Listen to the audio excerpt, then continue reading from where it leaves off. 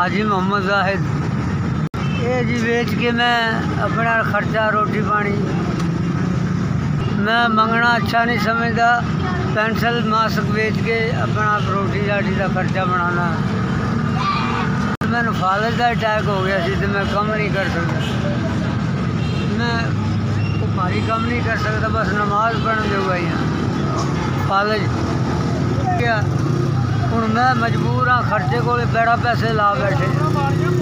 ये मजबूरी अजकल जी ये कुछ होर काम कर नहीं सकता। फालज का मैंने अटैक होया है ते अपना अपने पुत्र धियाँ अपनी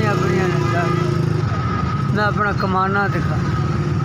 पुत्र धियाँ जड़ियाँ अपने घर च वो भी साढ़े को ही आँदी कहती अब्बा जी 50 रुपये देना, एक 10 रुपये मुंडा रोना। मैं गरीब आदमी हाँ, मंगना अच्छा नहीं समझता।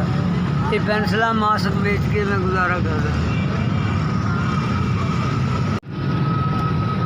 3000 जिन्हें मैनू मेरी मदद की है 3000 रुपया दिता मैनू। अल्लाह उन्होंने होर देवे तो अल्लाह ताला रिज़्क़ इजाफा करे। तो मेरी दुआ है कि अल्लाह ताला उन्होंने बहुत समंदर जिन्ना पानी जिन्ना दे।